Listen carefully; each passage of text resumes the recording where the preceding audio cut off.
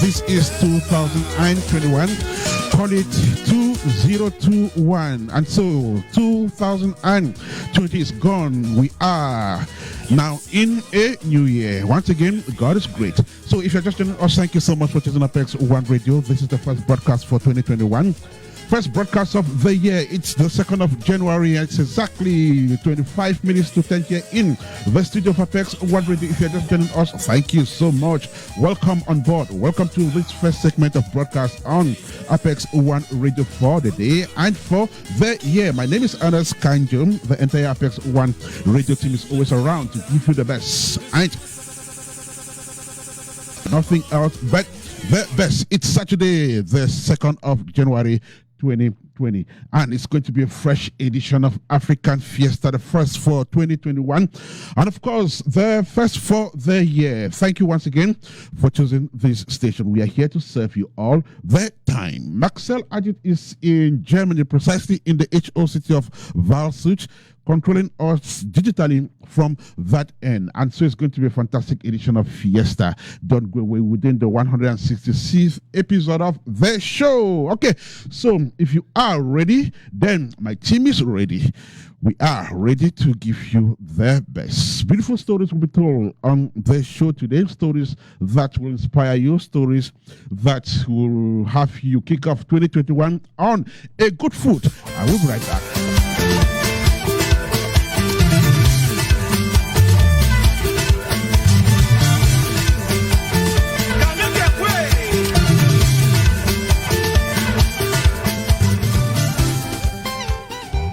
There. How much of Africa do you know in terms of geography, history, politics, economics, tourism, sports, and cuisine?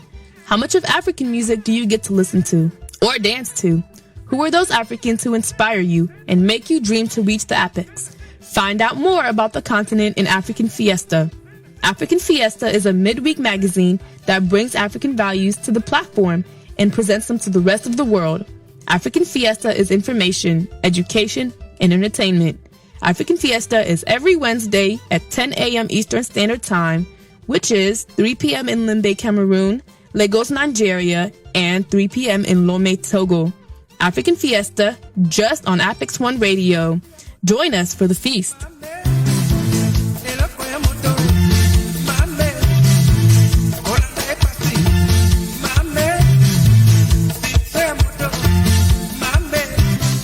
Right, so join us for the Feast, African Fiesta number 1. That is in 2020. Then, since we started the show, we've been doing it for 160 65 times. So today is the 165th or 66th edition of the show. And so if you are ready, my team is ready. African Fiesta, let's go.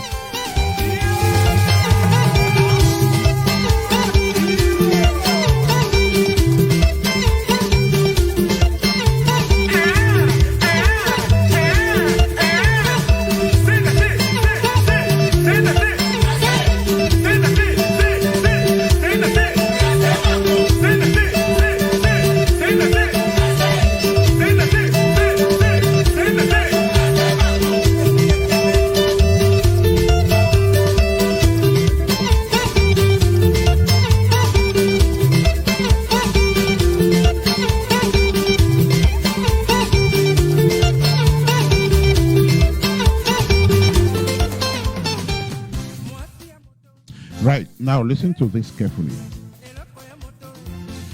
The frowning face of a goat cannot stop its owner from taking it to the market.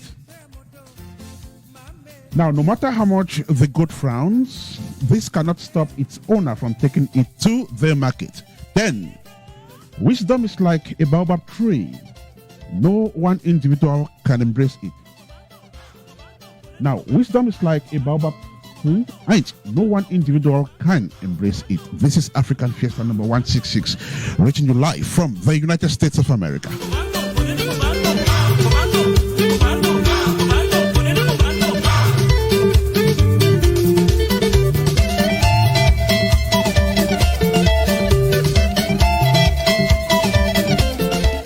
Good morning, good afternoon, good evening, and welcome to African Fiesta, wherever you are around the globe.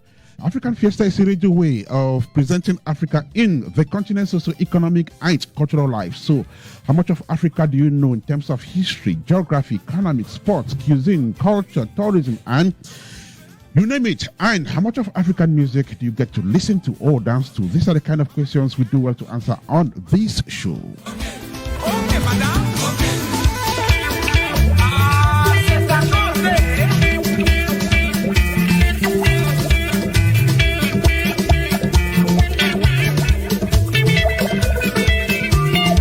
African Fiesta brings African values on the platform and presents these values to the rest of the world. And in this 166th edition of the show, Buea has been one of the most fast-growing towns, not only in Cameroon, but in the Central African sub-region. Situated at the foot of the highest mountain in the sub-region, Buea has grown in population and in infrastructure, attracting a lot of attention over the years. It's been said to be so thanks to the presence of a university in that town. But then, what is it that makes Buea develop even more? Now, recently, we had Buea have its first traffic lights inaugurated. The coming of these traffic lights has rather brought one of the town's urban problems to the open, that is traffic congestion. And so on the show today, our reporter Guy Benintamba has been observing Buea since the introduction of traffic lights in that town, and she will be presenting that picture to us in this edition of the show. So don't go away. This is African Fiesta reaching you live from the United States of America.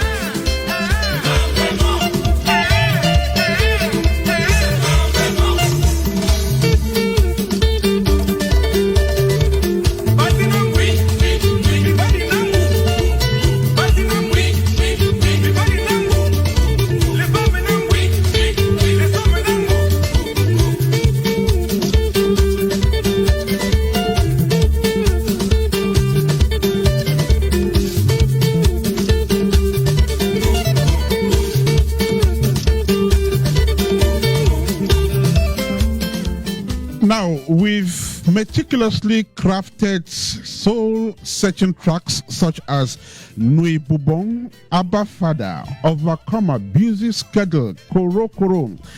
You can name them. Kayusa has struck the music chord in the art she knows best. The young yet so talented gospel music singer is gifted in voice, melody, message, but most importantly, energy to perform music. Kayusa's inspiration is huge. Her drive is impressive, her vision big, but the artist throws her trust in God, whom she believes will ferry her to success. More on Kayusa's up-and-coming music career is what the gospel music artist will be telling us on radio today. She will be live from Nigeria in this edition of African Fiesta, just on Apex One Radio.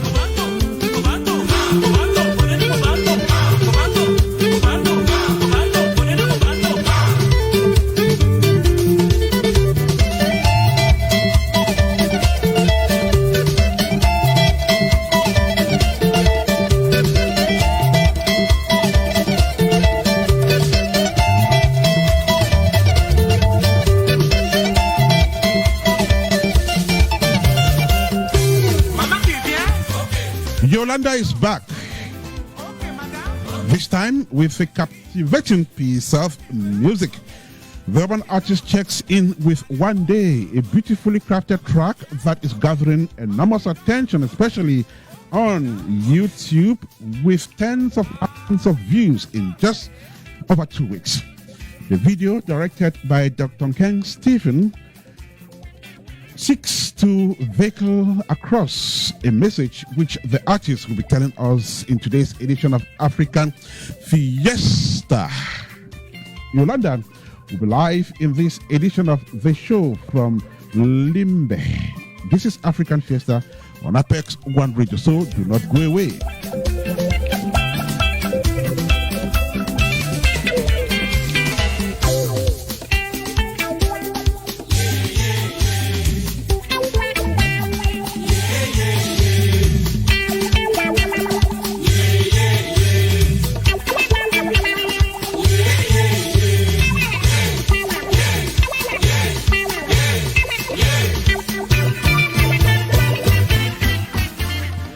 Now, a healthy lifestyle for Africans is what everyone desires these days.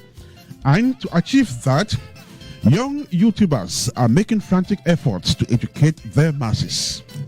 Ngang Beauty TV is a platform that works relentlessly in this direction.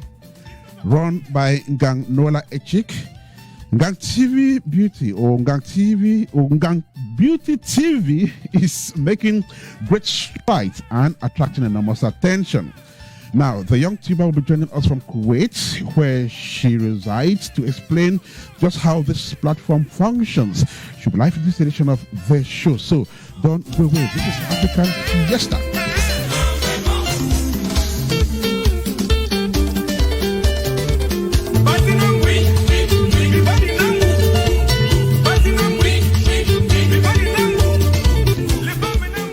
Wrestling Teachers and Lord's Foundation, known by its acronym as CETALF, is a non-governmental organization that supports on the privileged children in Cameroon. In December, the organization organized a drive, during which time it provided items to disabled and displaced children. Now, we'll be joined by the media director of CETALF, who will explain just how this campaign went and what CETALF has of its sleeves for 2021. Then we'll also make a stopover in Boyang and speak with young Gobina Boris. He is a fine artist and painter, during which time he will be telling us about his craft just in this edition of the show. Then we'll also join Junda Morris Kennedy, who is just back from Nigeria and Ghana. She's been doing the Runway Ghana International, and she'll be telling us more about that. She is Liberia's Fashion Ambassador. Live in this edition of the show. Then we'll also be speaking to a young poet and spoken word artist, Ngong Sandra, who will be presenting one of the show. Then she'll go ahead and tell us about her career in this form of art. Beautiful stories, so many of them which are aimed at motivating you, inspiring you. So if they can do it, it means you can also do it. That is what Africa is made of. Very, very talented people who make the continent proud, who make the continent tick in their respective ways. But usually we start this show by giving thanks to God, because it is by His grace that we are able to run this gigantic radio production. And so just bow down your heads. Let's say thank you, God, for a moment, wherever you are. And we're going to do that in the company of gospel music artist Vomumse in his latest track, You Know the Feel. Let's go. I will be right back with you.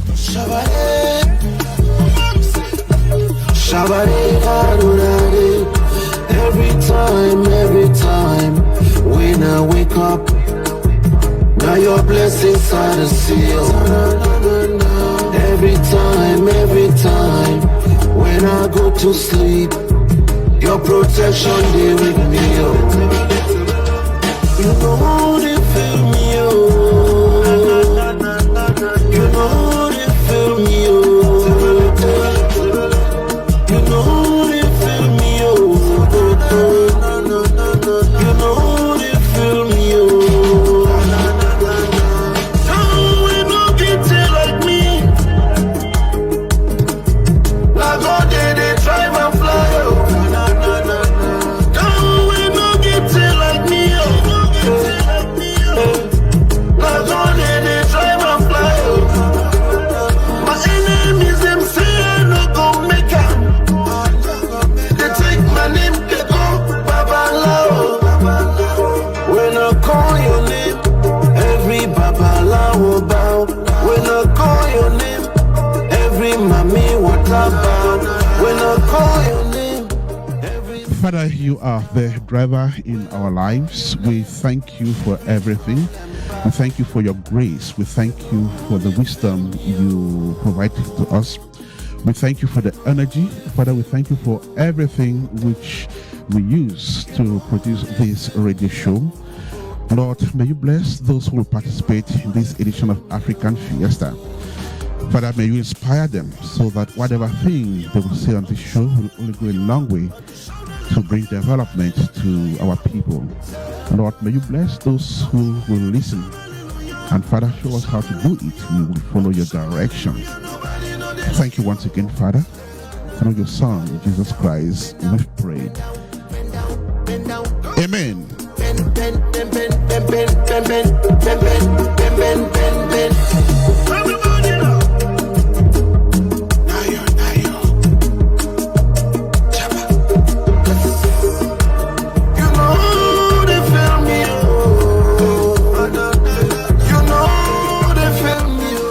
You know the film, a beautiful piece of music there, released on December the 8th by Vomumse, Cameroonian gospel music artist based in Michigan here in the United States of America. He was on African Fiesta last week. That piece of music has brought the time to 10 minutes to 10 here in the studio of Apex One Radio in Boya. It should be 3:50.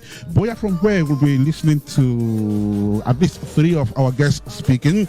One of them is our reporter, Guy Benita, who will be telling us about Boya's new street lights and just how that town is experiencing this new form of development. So thank you once again for joining us on the show. This is African Fiesta. We're doing the 166th edition of the show. My name is Ernest Kanjo. Marcel Adig is producing this show from Walsut in Germany, and of course the entire team is here to monitor what we are doing. So usually we start the show by taking you some years back so we can rekindle some of the past old good memories in music, and we usually select one of those legends who made music tick in the years behind, and we celebrate them. Today we're going to celebrate one of the artists who is considered as the pioneer of Makossa. Makossa is the Cameroonian genre. And this time we'll listen to Mot A Wayo by Ebanda Manfred. He's one of the first artists who introduced Makossa so many years back. So let's listen to this piece of music, then we'll start bringing our guests on the platform. Let's go.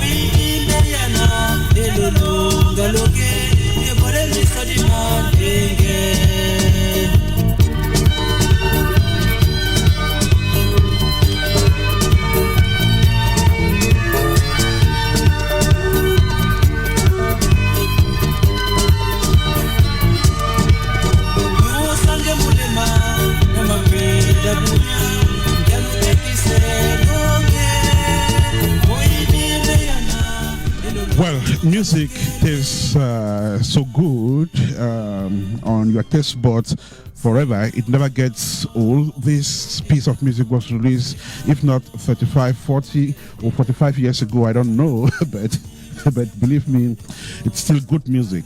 Good music is good music. I really don't bother about the age of music. Once it is melodious, it carries a salient message. It makes a lot of sense to me. That's the way I approach music. And so that piece of music has brought the time to 6 minutes to 10 here in the studio of Apex One Radio. If you're just joining us on apex1radio.com or on Facebook, then thank you so much. This is African Fiesta, the first edition for 2021. My name is Ernest. Marcel is in Germany producing this show digitally from that end. Our guests are lined up ready to start telling their stories which are aimed at inspiring you out there. Our first guest will be a young artist, fine artist and painter, of course. He is young Gobina Boris. He is in Boya. He does incredible works, and we've had the opportunity to talk about him, but we haven't had the opportunity to hear the story from the horse's own mouth. We have that golden opportunity today, and without much ado, and at exactly 3:55 in Boya, the young artist now joins us as the first guest in today's edition of the show. Gobina Boris, thank you for joining us. Welcome to African Fiesta. Welcome to the show, Gobina. Thank you very much, sir. Okay, he can hear us 5 on 5. How is Boya today? But yeah, it's very fine. It's very normal weather and temperature. Beautiful. So thank you once again for joining us on this show today. We've actually missed this interview twice, and thank God we have you today. So like I mentioned earlier on, you are young yet so talented, fine artist and painter. It's rare to have to have your type these days. So tell us, how long have you been painting? How long have you been in fine art? Well, I've been into fine arts for about 8 years now. 8 years. Yes, That's pretty long. And tell us how exactly you got into fine arts. What was your inspiration? I've always loved drawing from a very young age, and I started with normal pencil drawings on paper and all that. So there was this we call him our father in arts here in Southwest. He's called Max Sakul Lyonga. Yeah, he has been an inspiration. He used to invite us for exhibitions from exhibitions, Mountain Hotel, Chariot Hotel. So I used to like see his paintings, and I'll be like, wow, I'd like to be like this man one day. And boom, that's where I had to start trying, like, to start doing some small paintings around. Right. We have seen your works on street walls in Boya, and I must say they're quite impressive. Unfortunately, we can't see that here. But tell us about paintings on street walls. What does that represent, and how did you get there? Most of the paintings of mine you see on street walls in Boya, well, they mostly depict our culture. And most of those paintings are actually commissioned works for other customers. Right. Yeah. And how do you get inspired for whatever artwork you do? What inspires you to paint? Is it nature, people, or what? Most of my paintings or my masterpieces are based on underprivileged children. These children who never really had the opportunity to enjoy their childhood while growing up. So I mostly get inspired from those children. Yeah. So who buys your works? And tell us about some of the landmark paintings you have had so far. And if you have some there, you can show us. We're able to see you. All right. I think I have a few here. Okay. Oh, that's beautiful. So Yeah. tell us about this one. What does it represent? I see a face of a child wrapped Uh, in some hairscarf. So tell us about it. all right. This painting, I did this painting in 2019. Hmm. Yes, this painting. This was when I traveled to I went to Douala, and I usually hear of these street Hmm. children who, I mean, they live in the streets, some sleep under bridges and all that. So I came across one of these children who were homeless, and I just tried to get into a little discussion with the child. And Right. yeah, she was trying to tell me her mom usually leaves them to go and work and comes back at night to maybe get food for them to eat and all that. So like I told you earlier, my paintings are mostly centered around these children Hmm. because I mostly get inspired, like inspiration from them. Okay. That's Yeah, and interesting. I also have also have this one. Hmm. Mhm. Oh, that's great. So this one looks really complex. Tell us about it. Yeah, this I did this painting. This painting was used for a cover page Hmm. for a book that was written in Wales titled The Three Molars. Okay. That should Yeah, if be you can Eric see Ngale that. Charles's book. Yeah, Erin Gale Charles's book. Yeah, Hmm. that's right. Okay. Yeah, that's right. That's right. Oh, that's So this beautiful. painting still, because I always paint in series. Hmm. Yeah, this is part of my Hope series. It's titled Hope. If you can see, Okay. the mouth of the child is written on it Hope. Yeah. That is beautiful.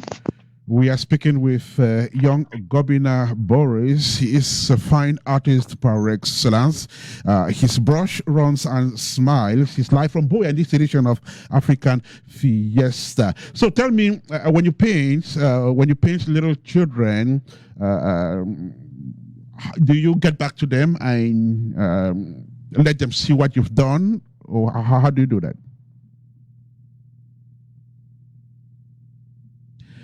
Okay, we're having difficulties reaching out to him. Apparently, he's stuck there.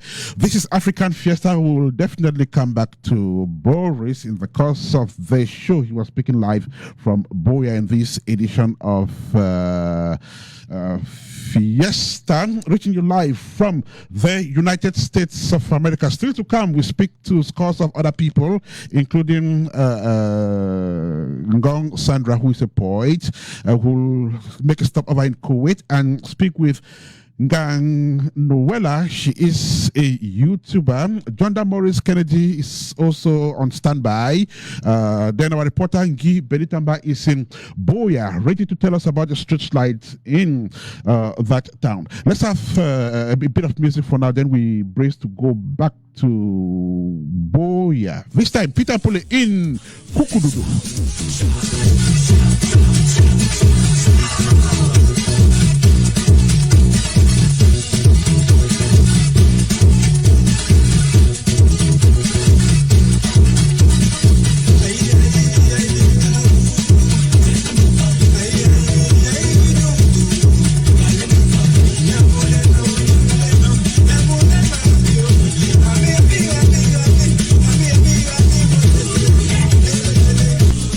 Right, Governor, thanks for coming back. So just tell us about exhibitions of your work. Where do you exhibit your works? Do you have any upcoming events where you will showcase what you do? Oh, all right. As for exhibitions, we always organize exhibitions at Mountain Hotel. Mhm.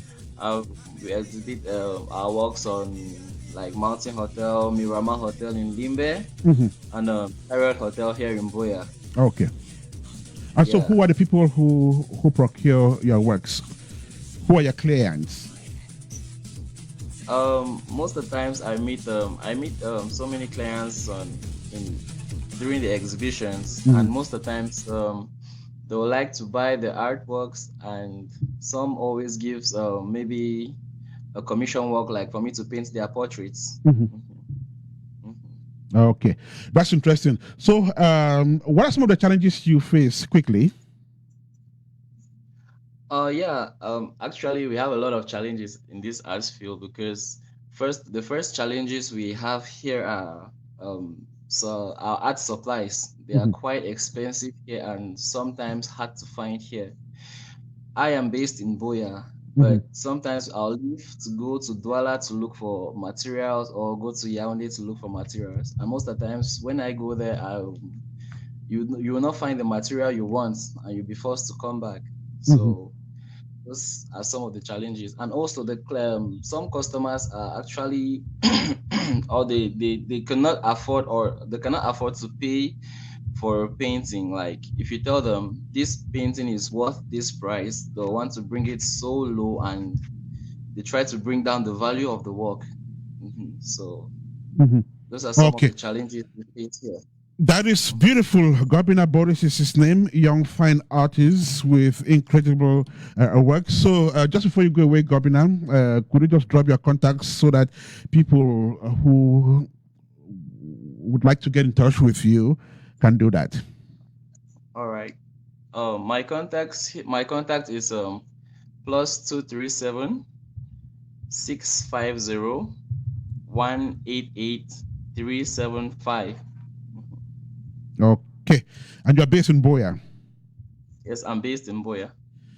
Want to thank you so much for joining us, Gobina. Subsequently, we'll have you again on the show to explain, more. You're doing a fantastic job. Congrats on all of what you're doing. Do have a fantastic rest of the weekend, and bye for now.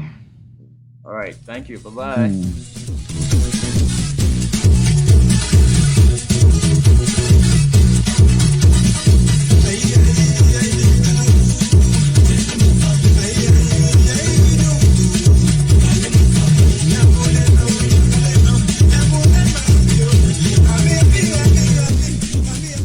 Kukududu Peter Mpule live on Apex One Radio. It's exactly 6 minutes past 10 here in the studio of Apex One Radio. We are going to stay in Boya, but this time we'll talk about a young yet so inspiring NGO that is doing a lot to help the underprivileged, disabled, and even displaced children. The Celine Teacher and Lord's Foundation, CETALF, is run by Celine Jack, based in Dallas, Texas, but she has a team in Cameroon that does their work on their field. And so this December, CETALF was out there distributing items to disabled and displaced children. So how did this go? And what does CETALF have up its sleeves? Its media director, Brandon Array, is now joining us live from Boya. Brandon, welcome to the show.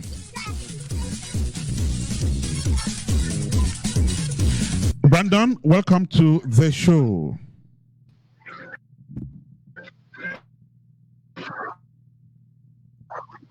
Welcome to the show, Brandon.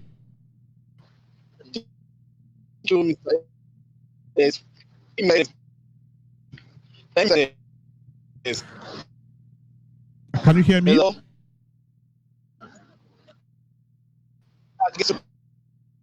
Okay, we have a lot of issues there, especially with sound.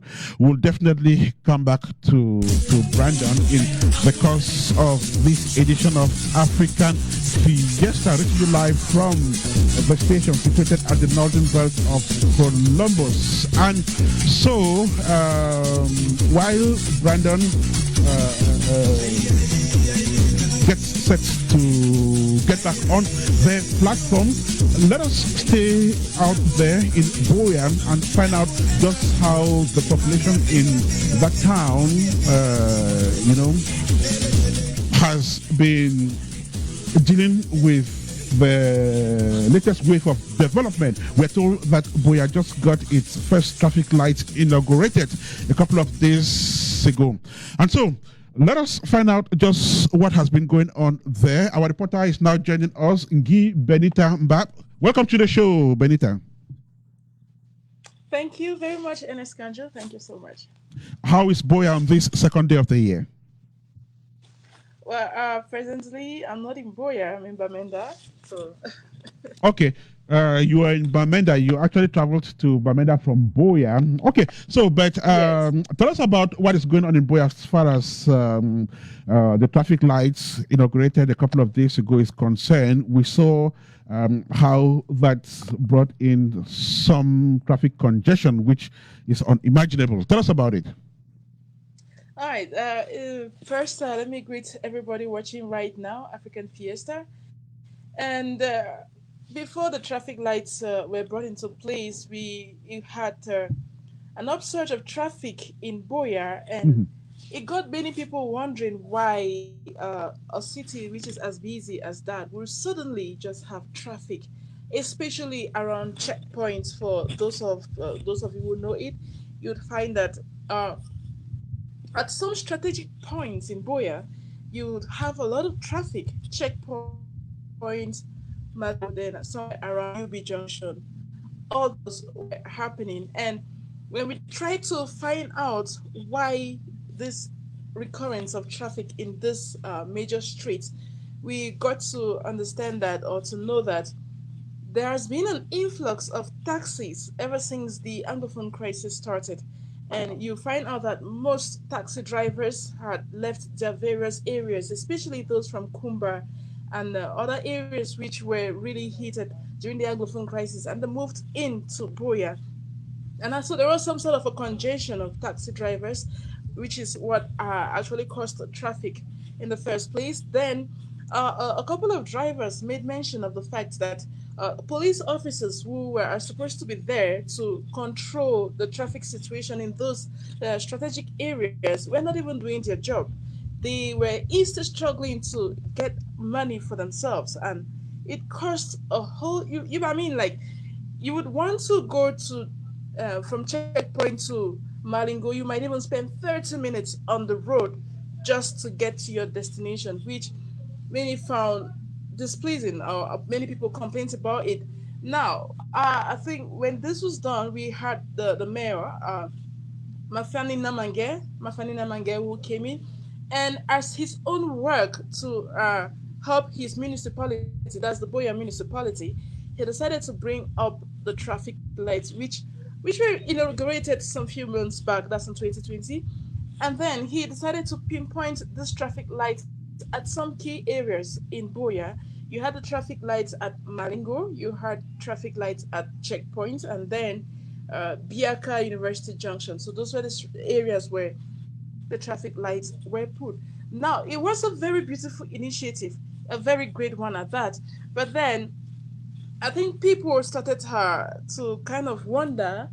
First things first, the poles that were used, I mean, if you look at the traffic lights, you'd find out they were really so small. Like somebody just put up a toy in the area for people to respect and all that. So people started complaining first of all about the sizes of the poles, and some people complained. Some taxi driver presidents of syndicates, Sintrakam, actually spoke about the various locations where the traffic lights were installed. Now, everybody recommended checkpoints because it's a busy area where you have the Bitingi markets, everybody goes there. And then they didn't find how necessary the Biaka University Junction needed a traffic light, but it was already said and done. Now, it was inaugurated, and the mayor promised that everything is going to be fine. It's going to help curb the traffic Boya has been facing for the past months. It's Mhm. been because it's been unbearable. And when this came up, people saw the need, but then there was a problem. On the very same day people started using it, there was more traffic, and there were some sort of inconsistencies between the switch of the lights. Like, for instance, the red light, which signifies that okay, the taxis should stop and wait. Now, you find out that in a bit of 5 seconds or 1 minute that it pops up on a particular lane, in 1 minute's time it pops up again. So you find the car stopping in the space of 1 minute. So you find out there were already some incoherencies with the traffic lights. Right. And apparently, many people wondered and asked, I for one, I asked if the drivers were actually educated on how these lights function. And it would surprise you to know that this project was done at about 10 million francs CFA, if I'm not mistaken. And they gave this to somebody. I was in a taxi while I was struggling to get down to the park. The good thing is, when you're a journalist, it's not shown on your face that you're a journalist. So I just sat down with the taxi driver and we were discussing why this was going on. And so the taxi driver, we were complaining about the traffic lights. The taxi driver was like, the person who even did this didn't even put much work into it. They just gave his money and he put up whatever it is he put, and that was the end of it. So you realize that the project was poorly executed. The project was poorly executed. I believe whoever took up that project just wanted to make money for himself and put whatever it is that he could put up in the major streets here in Boya. And now, while we went on with the conversation, we realized that some of the taxi drivers don't even know what this traffic lights signify. So you find a confusing scenario where the population doesn't know the various significance of the traffic lights. Then some taxi drivers don't even know. You find out that I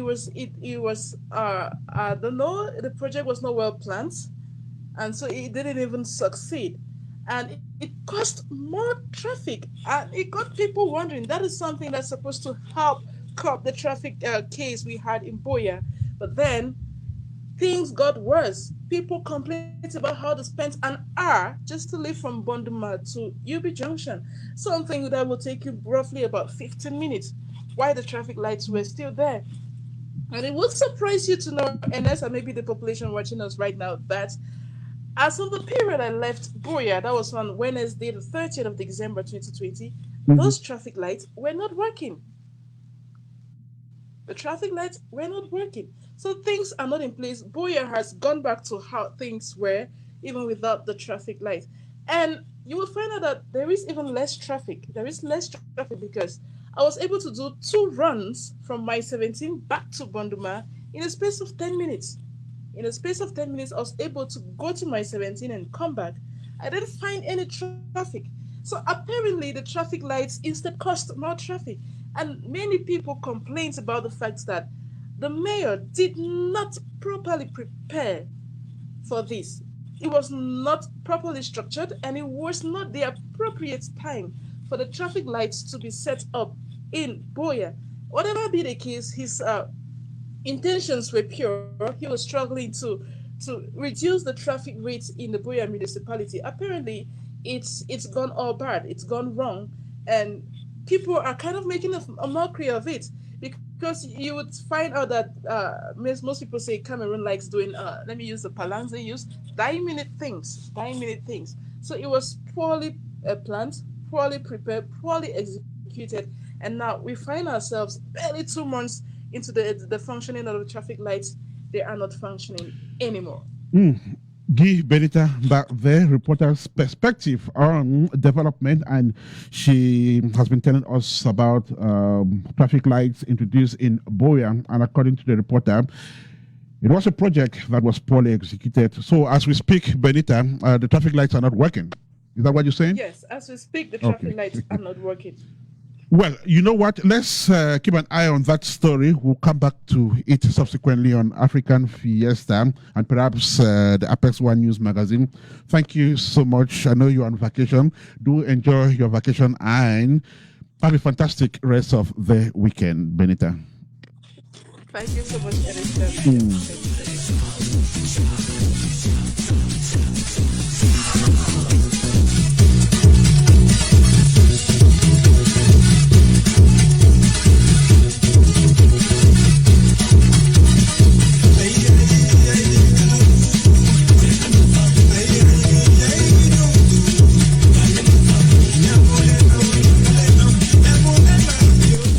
Meantime, in Ghana this December. It was a great moment for fashion experts, fashion specialists, fashion designers, and the people in the fashion industry. And it was the fourth edition of the Runway Ghana, which took place then. That is our next topic in this edition of African Fiesta. And to help us understand just how the Runway Ghana 2020 happened will be Junda Morris Kennedy. She is an expert in this domain. She's the organizer of Runway Liberia and a couple of other international fashion events. She'll be live on African Fiesta just in the next couple of minutes. Don't go away.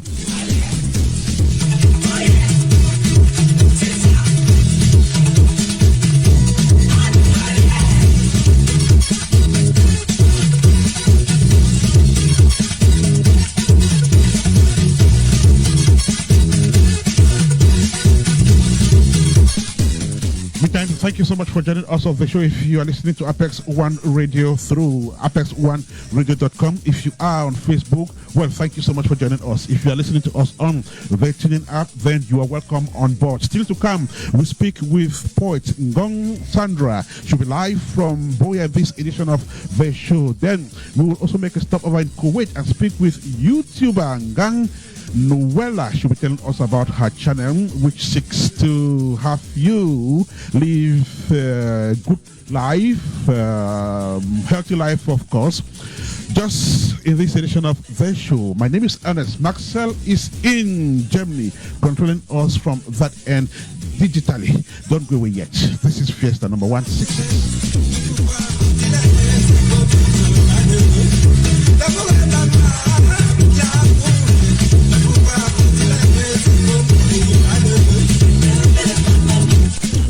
Meantime, urban artist Ulanda is on standby in Victoria, and she'll be joining us on the show as well when she comes on the airwave.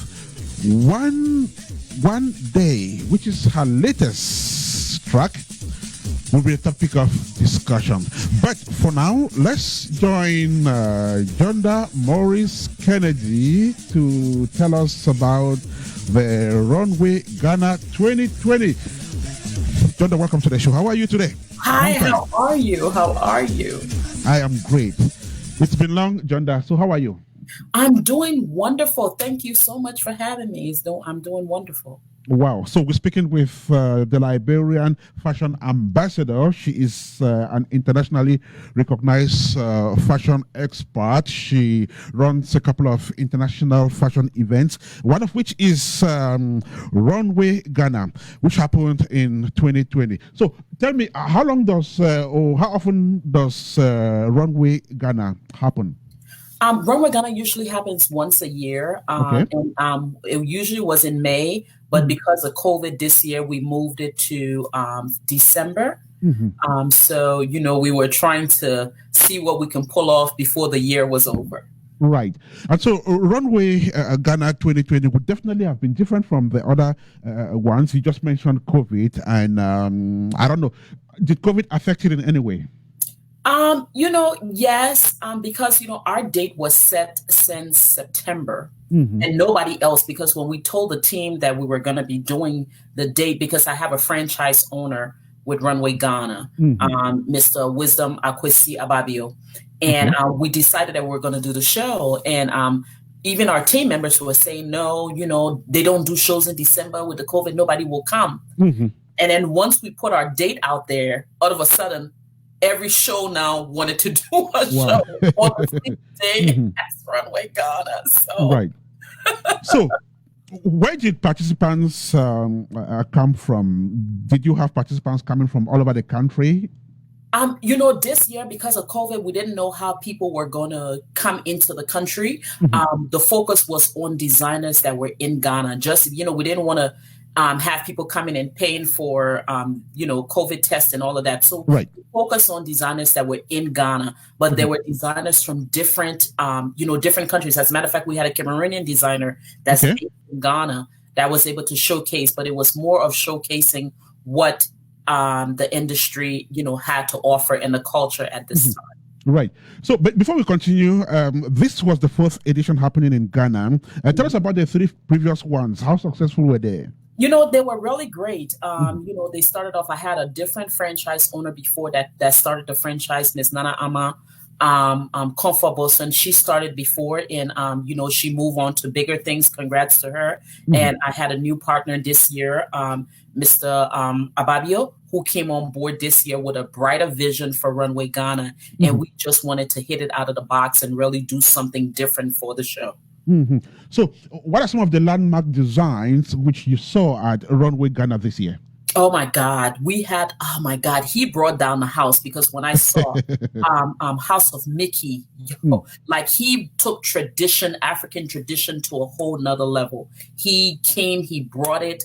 There was oh gosh, I can't think of her name right now, but House of Mickey was definitely the showstopper for the event. He really brought the culture, the tradition, all on the runway. I said people were eating fire and all of that. Great stuff was going on. So, we really did a great job with Runway Ghana this year. The team did amazing. We're speaking with Junda Morris Kennedy. She is an international fashion expert. She's live on the show to talk about Runway Ghana, which happened this December. So, how different was it from when Wisdom came on board, his vision, and when I talked about what we wanted for the Runway International brand and how we want to expand the brand and do bigger things. He literally saw into the vision, because I said, I don't want this to be a small event. We want this to be big. And I'm telling you, he went big. It was like, you go big or you go home. We brought out the full LED screens behind the runway. There were fireworks at the end of the show. The designers brought their A game. And one of the things that we did this year that was a bit different is that we partner with fashion schools in and around Ghana, to really bring out some of the graduating students that were coming out and give them a platform to be able to showcase. So it was definitely great. But Ernest, I know I sent you a message, and I don't know if you saw, because even though I was doing that, but I killed two birds with one stone. So we're doing Runway Ghana, but I also launched my brand, Afroglam, in Nigeria. So, so listen, tell us about it. Afroglam is definitely an amazing brand. The focus of the brand, Africa has so many vibrant and beautiful colors. When I came up with the concept, it was putting the beautiful colors of African fashion in a bottle. So we came up with the concept of Afroglam nail polish. And the concept is that we were going to name nail polish after, our first collection was after different African names. And then we're going to go into the different cities in Africa. But what I think you're definitely going to like, and I have my colors here. I have a color, Kumba. Kumba. Name Kumba. Okay. Yes. Kumba. So, wow. We have colors, and this one is Omotola from Nigeria, and we have Monsio from Liberia, and Lorato from South Africa. So we're just, and then I have another one here that is called Game, that represents Liberia also. But we have different colors, and we're going to expand. But the vision for Afroglam is to be able to empower young Africans with tools to use their hands. So going into Nigeria, I'm partnering with Studio 24, and we're going to be opening academies where we're going to be training young people how to do their nails, because we had a nail competition. And we had about 10 finalists that competed in the competition. And, some people will say, men can't do it. But listen, the men that were in the competition, they dominated the competition. We had 2 males that won, that the winner was a male. But this is not just for females. This is a way to empower young people, because the nails industry is a $1 billion industry that is dominated by the Asians. And I'm like, well, African women are doing nails every day. Why can't we benefit from this? So, the vision about this, and we're going to go next year with Afroglam, we're going to do some things bigger. We're opening not just the Nail Academy, but we're teaming up with, like I said, Studio 24 for Glam Express, where Afroglam nail polish is going to be in all the locations of Studio 24. And then we're going to be training people. So we're going to start in Nigeria, and then, take it into different cities in Nigeria, and then go outside to, countries. And we're doing our big nail expo next year, where we're going to be bringing in people from different African countries to compete for Nail Tech of the Year in Africa. And we're going to help to build that industry. Tell me, you've definitely introduced this idea to people out there. What has been their reaction? Is this something they like? Is this something they're ready to accept? Especially for the nail techs, because, you know, in the beauty industry in Africa, most people usually, it's either skincare or it's makeup. Everybody wants to get a face beat, but they forget the nails. And people do nails every 2 weeks. Women do nails every 2 weeks, you know. So I tell people, and I did a basic number when I was doing the workshop with the nail techs. And I said, you know, some people barely, or regular jobs in Africa, people sometimes make what, $100 a month. Some people that are working in government make $150 when you know, equivalent to US dollars. But if you're a nail tech and you're doing nails, right? Let's say, I'd say for basic numbers, you're charging $10 to do nails on a person, and you're doing 10 nails per day. That's $100, right? Times that 100 by 5, that's 500 a week. Then you do basic math and you say 500 times 4. What is it? 2,000 a month. Most people don't make that kind of money in a month in Africa. So if you do those basic numbers, this is a brand that we really want to empower young people, and that's my vision of what I do. You know, I say it's not about the money, but if I can leave this earth, being able to inspire people, that's the legacy that I want to live and I want to leave. A beautiful legacy, very inspiring. She is one of those who make the African continent tick, not only for the money, but she's out there to empower young Africans, especially at this time when things are really, really rough. Yours is a noble mission, Junda. So tell us about how Ghana reacted to Runway Ghana this year. Did you have local authorities help you? You know what? We team up with the Year of the Return, and you know, last year the Year of the Return office in Ghana that is with the Ministry of Tourism, they brought in millions of people into Ghana last year. Obviously, that was affected because of COVID. And by the time we got to them and struck the deal, it was, you know, a little bit, you know, a few weeks before the event, but they did their best to really put the event out there, put it on their Facebook page. And then next year, you know, we're looking at sitting down, you know, this year, I mean, with them and really strategizing for what we're going to do this year for Runway Ghana, because the goal is to be able to take designers, and with the Runway International brand where Runway Ghana is under, the goal of the brand is to be able to take this business in a box model. Again, with my empowerment strategy, now I have a franchise owner in Ghana. We want to be able to have a franchise owner in every African country. So if some young woman or some guy said, you know what, I want to produce a fashion event, but I don't know how. I don't have the means, but this is my dream.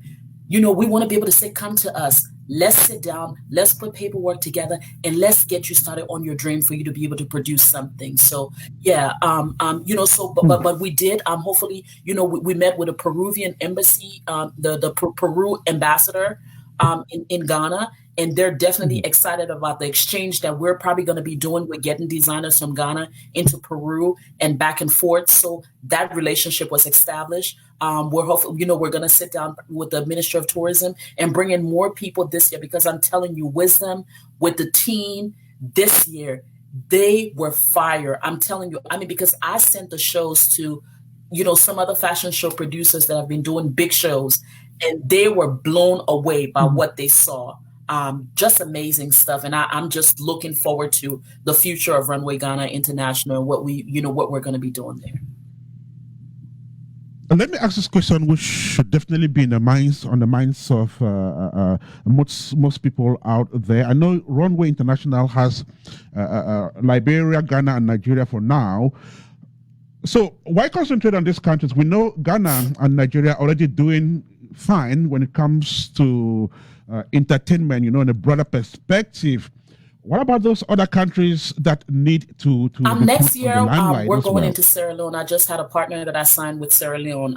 You know, I've been looking. I had 2 people that came to me from Cameroon, but they were like, so for me, the doors are open, and I'm waiting for the right person, because this is not, if it was easy, everybody will do it. And some people think that, oh, you know what, I'm going to be giving them all of this money. I wish I had all the money to give, but this is a business. It's almost like you have a McDonald's franchise or you have a franchise that you're taking into your country. Right. So that person that comes has to have passion for doing this. And they have to want to be able to build themselves and be able to empower other people. It's not easy. You're going to have to work. You're going to have to go and get sponsors. I'm not just going to come and drop money in your pocket. This is a business and this is your this is whoever it is business, and they have to work at it as a business.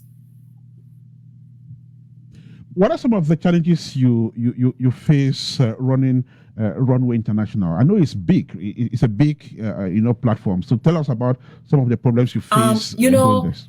Doing this event, like I tell people, I said, I had somebody did an article on me in Liberia, and I said I started this brand with $100 and a dream. So money is not always there. You don't always necessarily get sponsors to do it, but you have to keep pushing. For me, I never take no as an answer. I keep pushing. So for me, the challenge is that sometimes you might get people that are trying to sabotage your show because of jealousy. And sometimes in the African community, it's there. They might try to do an event on the same day as you're doing your event. All of those negative things are out there and they happen. But you have to take it in strides and say, you know what? When you have a passion for something, you don't give up. Even if you don't make money, you keep pushing. So it's just sometimes getting the words out there, getting more designers to be able to come into the show, sourcing locations that might be expensive, just the basic stuff for show production, which is very expensive. Sometimes you have designers that feel that they don't want to pay, but they won't pay you because you're Africans, but they will go to New York Fashion Week and pay $5,000 and $6,000 and $10,000, but don't want to pay at least $500 that will help you pay for your lights, the sound, and all of those things to put the show together. Because at the end of the day, the people that benefit from the show, it's not me, because I walk away with no money. But the people that benefit from the show are the designers that we're trying to put out there. So, yeah. I know you also organize shows here in the United States, and it will be much easier for you because this is your base. But how do you manage this, organizing shows on the continent, whereas you are based in the United States? It's just finding committed people that sees the vision and is willing to work. It's definitely challenging, but I have some partners like Studio 24, owner Chris Saputa, the Canon and Kodak franchise in Africa. He's been one of my strongest supporters from day one. He was introduced to me, and whenever I call on him, he never says no. He always comes in, even if it's a little. So sometimes it's just having people, those committed people that believe in you and see the vision and wants it to work. And that's the key, because sometimes in Africa, we don't understand, and everybody is looking for, they have that hustle mentality. Oh, this person is coming from the US, so maybe I can get money from them. And they're not willing to work. They're lazy. They don't want to work. They think that everything will be given and put on a silver platter for them. And it's not just easy. If that's something you want, you'll work for it. So. If you want it, you definitely work for it. And if you work for it, you will make it. So 4 years down the road, 4 editions down the road, how do you think Runway Ghana and even the one of Liberia and Nigeria have helped to change things in the industry?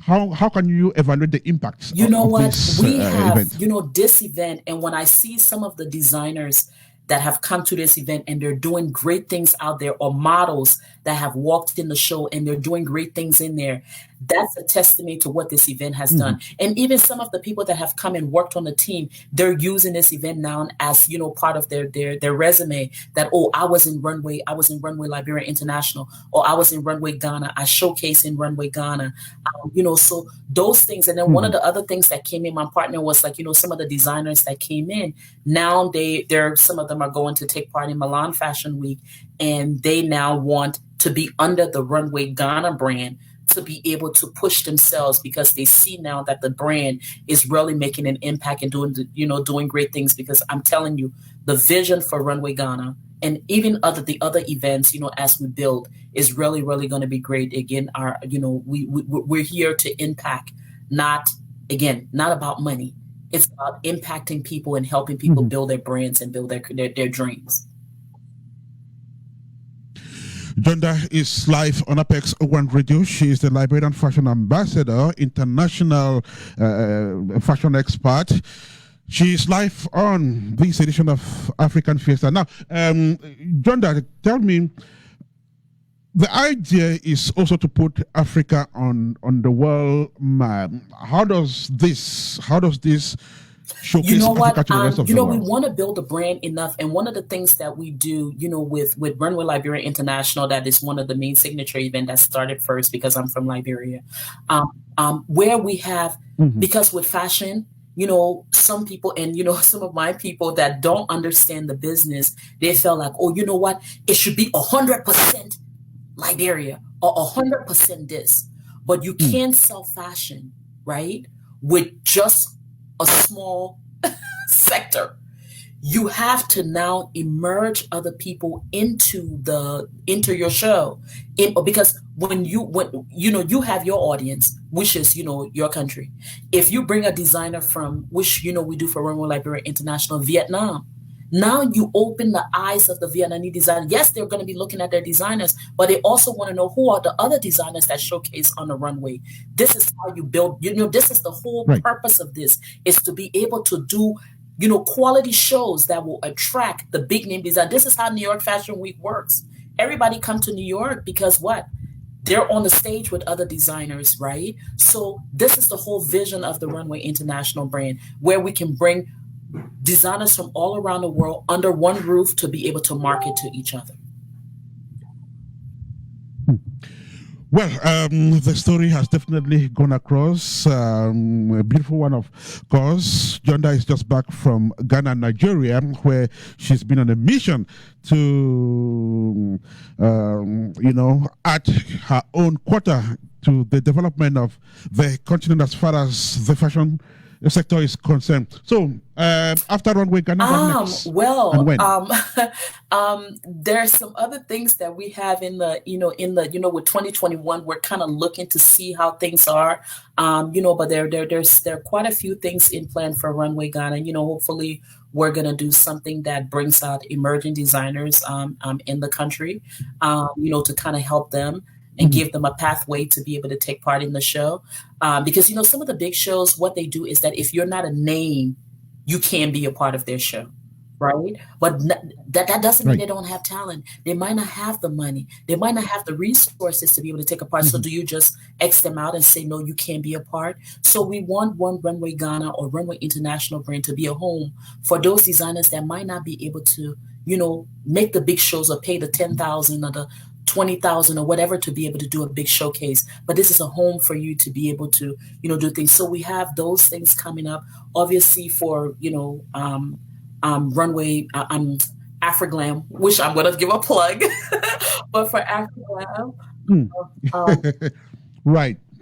So, Junda, thank you so much for this. And I am quite convinced that people listening to you have been inspired in one way or the other, and I must continue to say that yours is a noble mission. And when you said that you're not doing this for the money, but to empower Africans, that is where my interest comes in. So, if there are people out there who would probably want to work with you eventually, how can they reach you? They can reach me at Instagram, Runway International Shows. Or Runway Liberia International on Instagram, Runway International Shows on Facebook. I don't know if I should give my WhatsApp. I don't know. I don't know if I should give my WhatsApp number, but they can also reach me at JundaMorris@gmail.com. Okay, JundaMorris@gmail.com. Junda, I want to thank you so much for joining us on the show today. We'll definitely come back to you as time goes on. Thank you so much, Ernest, for having me, and thanks to Apex Radio. Congratulations to you guys. You guys are doing a fabulous job with what you do at Apex Radio. Thank you so much. Do have a fantastic rest of the weekend, Junda. And so this is Apex One Radio. You're listening to African Fiesta. Happy New Year if you're just joining us. Right, so it's exactly 17 minutes to 11 here. Still to come, we'll speak to Ngong Sandra. She is a poet. Then we will make a stop over in Kuwait and talk with Ngang Noella.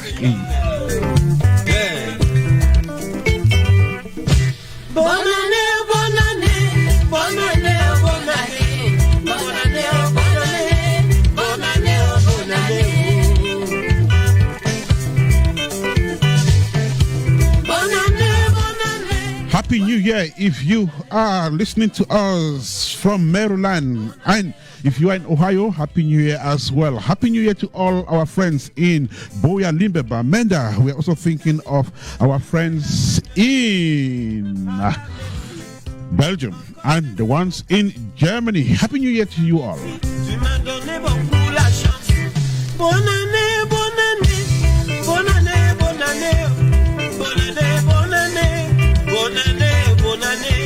Are you one of those who love poetry? Do you write them? Do you write poems? Do you love listening to beautiful poems? Do you love reading great poems? Well, I think this is the time for you to discover a young yet so creative poet who has printed her name into the annals of this great genre of literature called poetry. And so Ngong Sandra is her name. She has scores of poems to her credit. We'll be discovering the young poet in today's edition of African Fiesta. She'll be joining us live from Boya in this edition of the show. Don't go away yet.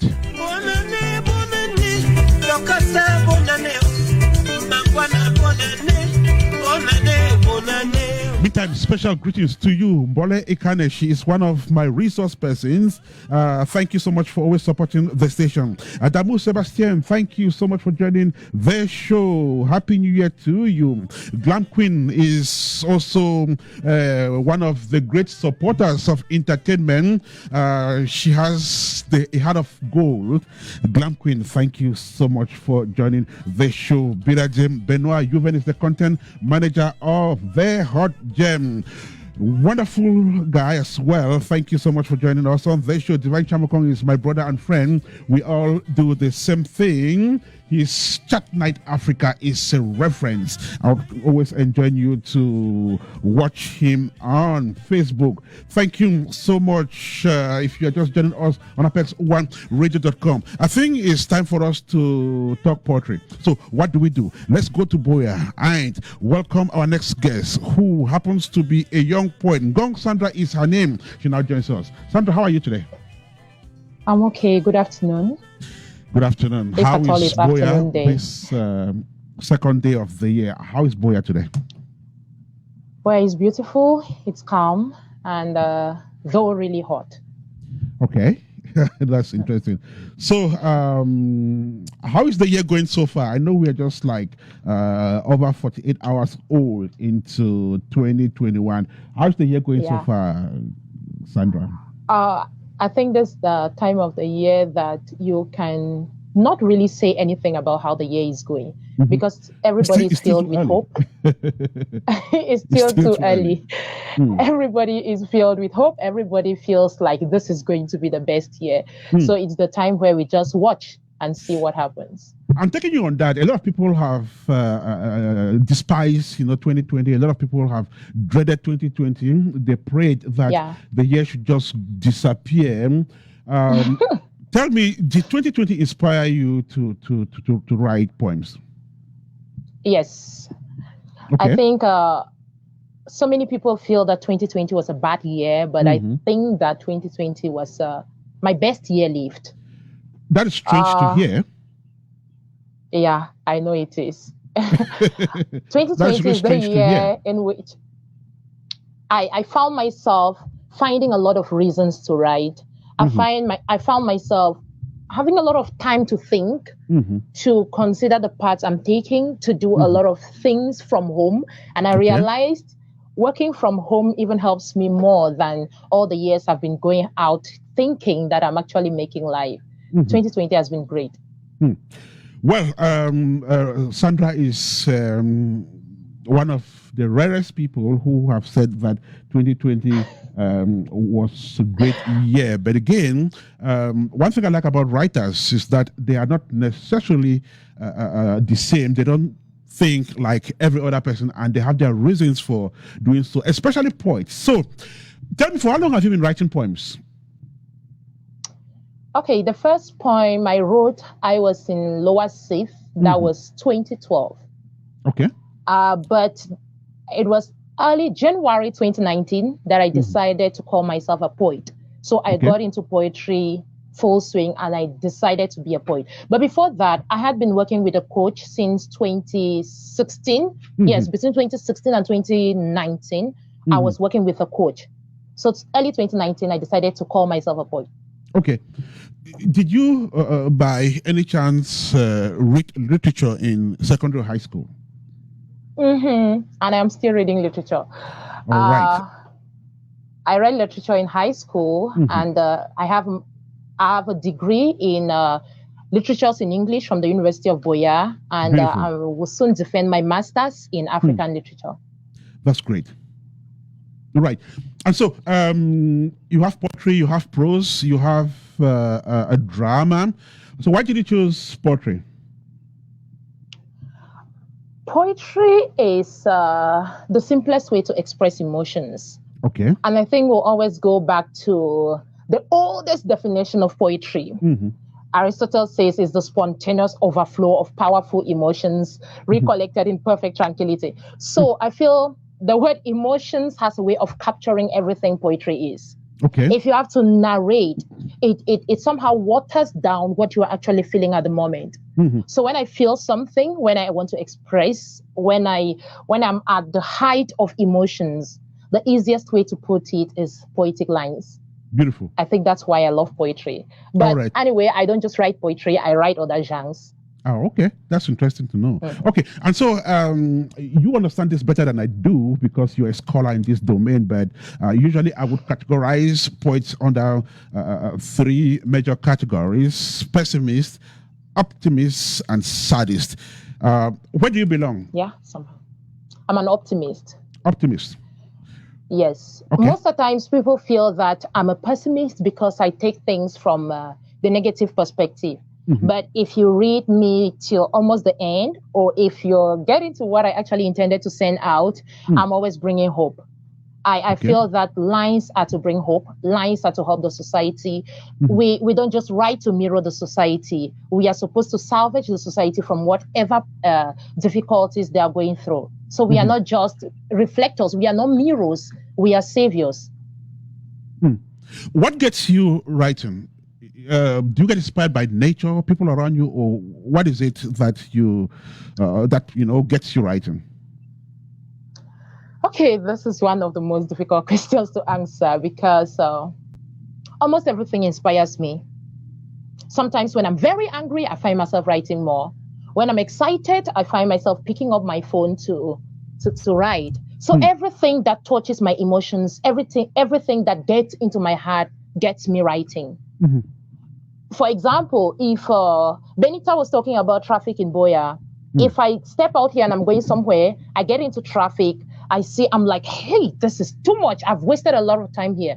The moment that is coming to my mind, I'm finding reason to write. Okay. So it's not like there is something specific that makes me write. It is just when I find something that touches my heart and the pen starts flowing. Now, you,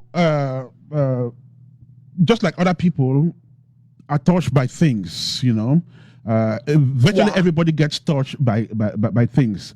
But how would you get the words to translate those emotions into poetry, something which many others won't do? For instance, you get into a traffic congestion and that, freaks you off and you start writing. How do the words come at that moment? Okay, how do I put this? First of all, when you're a poet, it means the way you put words is different from the way others will do. Okay. So sometimes it naturally just comes. You know how to do it, but other times you may draft it. And when your head is cool, when you are in a serene environment, you find yourself being able to put those words together and make them more poetic and good enough to send out. So I think the first thing is the fact that you already are a poet. You are developing yourself as a poet, learning every day, trying to write better, so the words will come when you need them. Beautiful. So tell me, when you write, what are the themes which you exploit generally? I know you said you're an optimist, so what do you write about? Okay. I write about depression, suicide, crisis. I've written a lot on Anglophone crisis, on COVID, on almost all crisis, and on love, especially taking from the bad side of love. Yeah. Right. So, Her name is Ngong Sandra. She is a poet. She is a literature scholar as well. She writes other genres of literature, but she's done great things in poetry. She says she is an optimist. Right. So, how many poems have you written so far, Sandra? From early 2019, I think I've written almost 350 poems. 350 poems since early 2019. Yes. Anyway, wow. I've sent out, let me put it this way. I've sent out, because I send out my poems on social media. So I've sent out about 350 poems. And I have many in my phone. I have many in my laptop that I've not sent out. So I don't know if I still count them. But talking about the poems I've sent out, the poems I've written, the poems people have seen, there are about 350. So many poems she's written so far. One of them is The Broken Warrior. The Broken Warrior, she'll tell us about it. And we'll be joined by Sharon Dionne, who is an expert when it comes to delivering poems. She herself is a poet, and she will help us to enjoy The Broken Warrior. Sharon, let's find out if you are there. Sharon, welcome to the show. Thank you, Ernest. Thank you for having me. Right. So Sharon is in Victoria, the banks of the Atlantic Ocean, and she's ready to let us have this beautiful poem written by our guest on the show today. The Broken Warrior. Sharon, over to you. Okay, Ernest. Thank you. The Broken Warrior.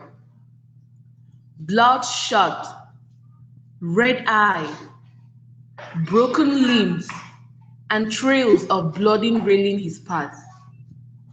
Voices in sympathy whisper, yet no one goes closer, for his enemies watch as he walks. He limps on, groaning, praying, if this be the only time I be favored, let me die in the arms of my woman.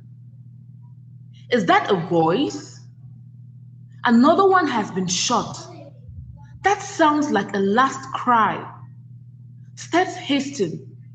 Gas, gas. Bullets, bullets. Chaos, but he can't run. It is over, and so he passes on. The Broken Warrior by Ngong Sandra. Over to you, Ernest. The Broken Warrior by Ngong Sandra. Beautiful poem there. Sandra, tell us about this poem. What is broken here, and who is the broken warrior you're referring to here? Okay, the broken warrior here is basically a warrior, any of the warriors, depending on who is interpreting. The warrior on the battlefield. I know since 2016, we have been in a crisis in the Anglophone regions of Cameroon. And every day, we cannot claim to dissociate ourselves from the realities on ground. The broken warrior here is whoever goes out to the field. So many people are on the field. So many people are dying. So many people are fighting. So many people are losing their lives for things that they never saw coming.